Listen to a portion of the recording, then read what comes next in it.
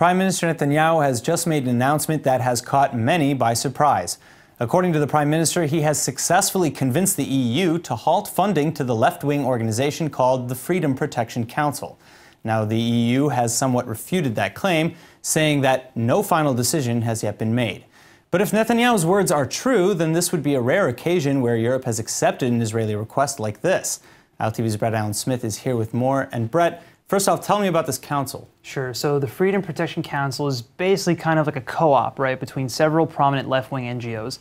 Some of them are Israeli, some of them are foreign. The council itself was founded by an Arab-Israeli group called Ilam, which campaigns for what they say is freedom of the media. But the council also includes groups like B'Tselem and Adalah, which we've talked about, and those have both been frequently targeted by the Israeli government due to their criticism of Israeli policy in the occupied Palestinian territories.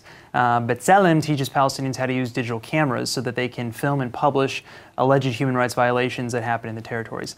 But the Israeli government has long accused these groups and this council, in fact, of undermining Israel's mere right to exist to begin with.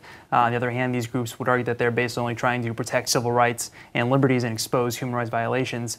Now, the EU has promised to allocate over 360,000 euros to this council until December of 2019, which kind of brings us to today. Okay, so that brings us to Netanyahu's announcement then that he somehow convinced Europe to halt those funds.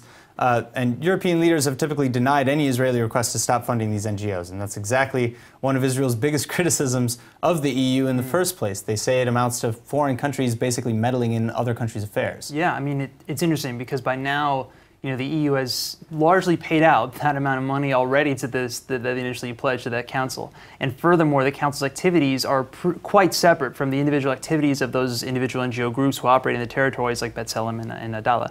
But if what Netanyahu is saying is true, it would mean that Europe is reconsidering that policy. I mean, it could just as easily mean, though, that maybe they're just going to submit those same funds to the same places through different channels.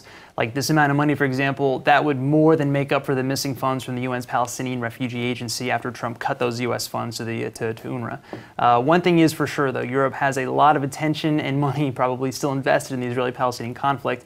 And for now, no final word has been made as far as the EU is concerned, as far as the Freedom Protection Council goes. So there's still a lot we don't know, I got to say. All right, well, Netanyahu says that this halt of these funds is merely the beginning, if it's true to begin with, of course. So I suppose, as always, we can only wait and see. Right. Thanks for the info, Brett. Of course.